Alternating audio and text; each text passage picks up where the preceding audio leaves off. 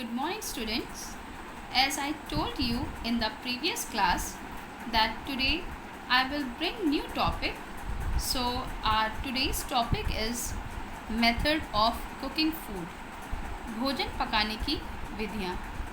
बच्चों, हमने इससे पहले चैप्टर में देखा था कि भोजन क्या है, हाँ, और उसमें क्या क्या पोषक तत्व होते हैं और भोजन हमारे लिए क्यों आवश्यक है, उसके क्या कार्य होते हैं, वो किस तरह से हमारे ऊपर हमारे शरीर के ऊपरी भाग से लेकर हमारे शरीर के अंदर के जो अंग होते हैं, ऑर्गन्स होते हैं, उनमें भी उसका क्या रोल है, भोजन का खाने का क्या रोल है, वो क्या कार्य करता है, ये मैंने आपको समझाया था।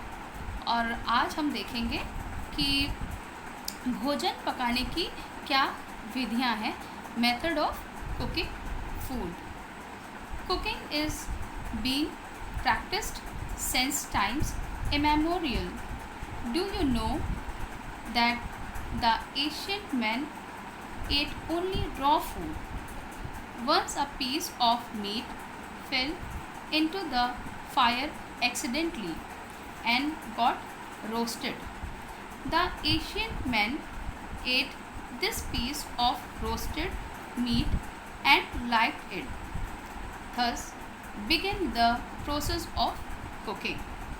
इसका मतलब भोजन पकाने की प्रक्रिया का जो प्रयोग है वो बहुत सदियों से चला आ रहा है। हम इस चीज़ को अच्छे से जानते हैं कि जो जिस तरह से भोजन पकाया जाता है या भोजन पकाने की जो प्रक्रिया है, जो प्रोसेस आज से शुरू नहीं हुआ है, ये बहुत सदियों पुराना, बहुत पहले से ये प्रक्रिया जो है ये शुरू हो चुकी है।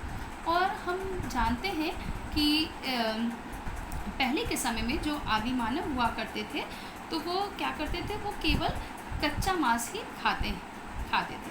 आपने अपने हिस्ट्री में भी देखा होगा, हिस्ट्री सब्जेक्ट में, उसमें आदि मानव के बारे में बताया गया है कि किस तरह से आदि मानव पहले के समय में कच्चा मीट या कच्चा मांस खाया करते थे। फिर एक दिन एक कच्चा मांस का एक टुकड़ा जो रहता है वो गलती से आग में गिर जाता है और क्या होता है, भुन जाता है।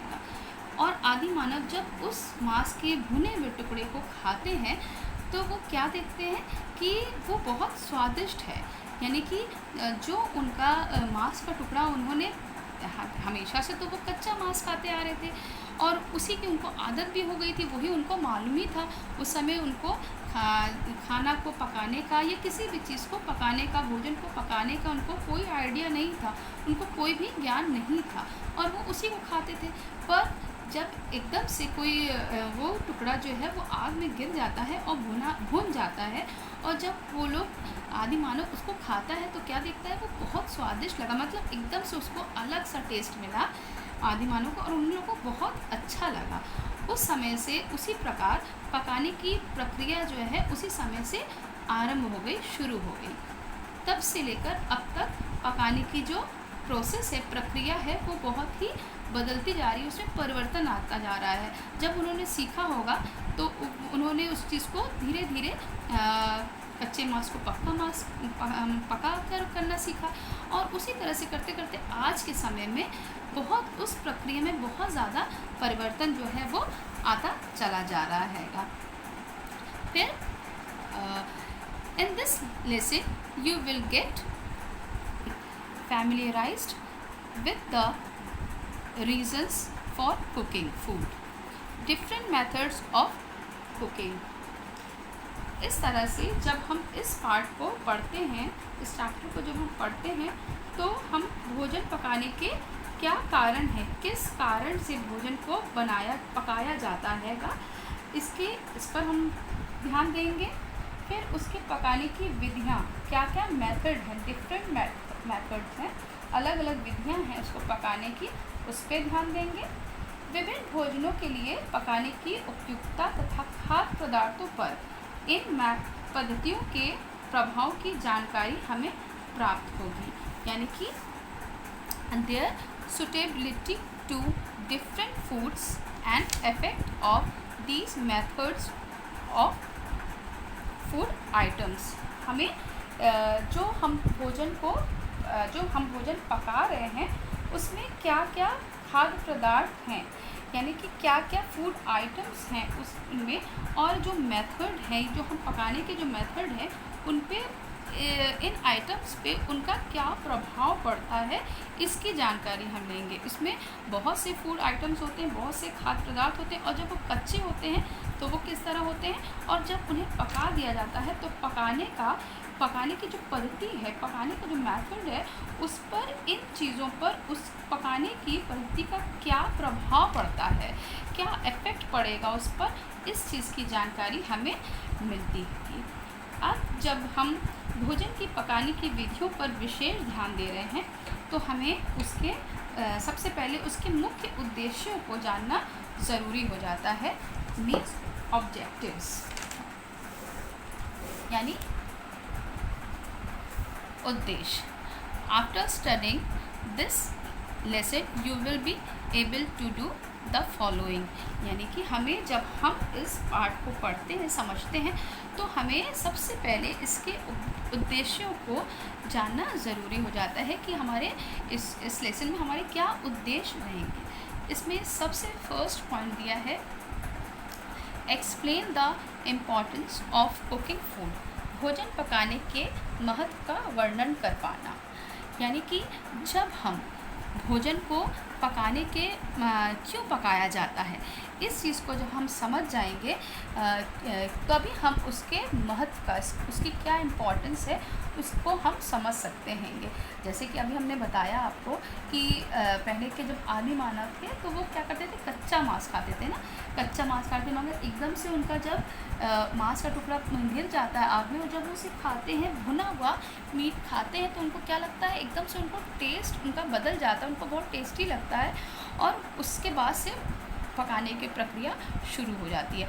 तो इसी तरह से जब हम पकाने के महत्व को समझेंगे, खाना जो भी खाना बनता है वो कच्चा आप रख के देखिए, कच्चा तो कोई नहीं खा सकता है, मगर अगर कभी आप देखिए उसको, तो उसमें और पकाने के बाद उसके टेस्ट में बहुत आपको अंतर समझ में आता है, मतलब एकदम टेस्टी हो जाता है।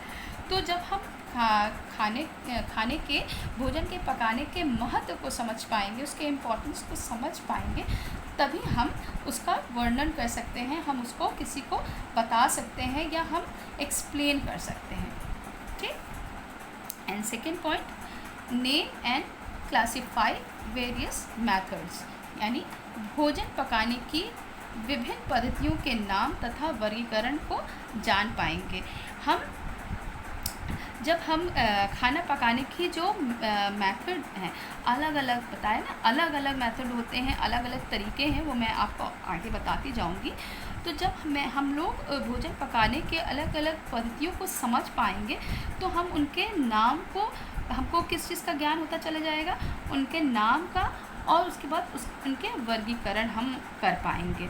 ठीक है, इसलिए हमारा सेकंड पॉइंट क्या है कि जब हम भोजन को पकाने की अलग अलग विभिन्न पद्धतियाँ हैं, जो मेथड्स हैं, उनको समझेंगे, तो हम उनके नाम को समझ पाएंगे तथा उनका हम वर्गीकरण कर पाएंगे। Elaborate on the process of each method of cooking, भोजन पकाने की प्रत्येक प्रक्रिया का उल्लेख कर पाएंगे। जैसे कि हमने बताया कि जब हम भोजन पकाने की उसके प्रोसेस को, उसकी प्रक्रिया को हम जब समझेंगे, तभी हम उल्लेख कर सकते हैं, यानी कि उस चीज़ को बता पाएंगे या समझ पाएंगे। तो इसीलिए हमें भोजन पकाने की जो प्रत्येक प्रक्रियाएं हैं, क्या क्या उसके प्रोसेस, अलग अलग, सबका अलग अलग प्रोसेस होता है ना, इसको भी हम आगे बताएंगे कि कैसे क्या क्या प्रोसेस होता है। तो जो अलग अलग प्रक्रिया है, जब हम भोजन को पकाने की प्रक्रिया, अलग अलग प्रक्रियाओं को समझ पाएंगे, तभी हम उसका ठीक तरह से क्या कर पाएंगे, उसका उल्लेख कर पाएंगे, उसको समझा पाएंगे। तो यहाँ थर्ड पॉइंट हमारा क्या है, भोजन पकाने की प्रत्येक प्रक्रियाओं का उल्लेख कर पाएंगे। And fourth, explain the effect of cooking on various nutrient present in the food, भोजन में उपस्थित विभिन्न पोषक तत्वों पर पकाने के प्रभाव को जान पाएंगे। जैसे कि हमने बताया कि भोजन में सब जानते हैं इस चीज़ को कि भोजन में उपस्थित बहुत से पोषक तत्व होते हैं ना। तो ये पोषक तत्व पकाने के प्रभाव को हम जान पाएंगे कि इन पोषक तत्वों पर पकाने की जो प्रक्रिया है, मेथड है, जो पकाने के जो मेथड है उसका क्या प्रभाव पड़ता है। ये पोषक तत्व जो हैं वो जब खाने में नहीं होते हैं या कच्चे होते हैं तब उनका क्या प्रभाव रहता है, तब वो क्या होते हैं, और जब भोजन पक जाता है या पकाने के समय जब उनमें ये तत्वों को डाला जाता है या पकाने के बाद उस पोषक तत्वों का क्या प्रभाव उन पर पड़ता है, पोषक तत्वों पर पकाने का क्या प्रभाव, पकाने के बाद वो क्या हो जाते हैं, इस चीज़ की जानकारी जो है हमें इस पॉइंट के द्वारा मिलेगी।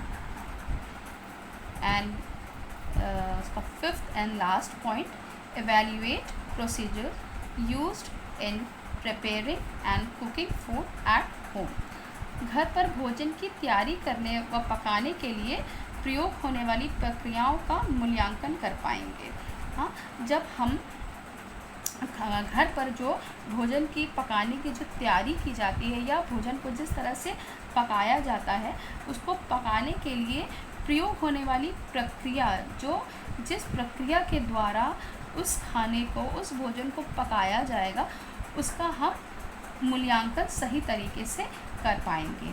हाँ, घर पर भोजन की तैयारी करने व पकाने के लिए प्रयोग होने वाली प्रक्रियाओं का मूल्यांकन हम कर पाएंगे।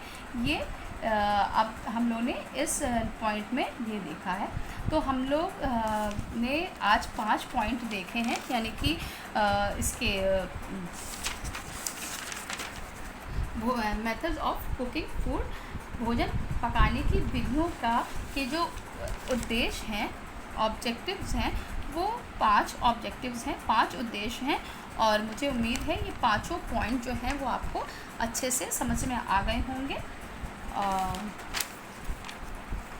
So that's all for today's student. Goodbye.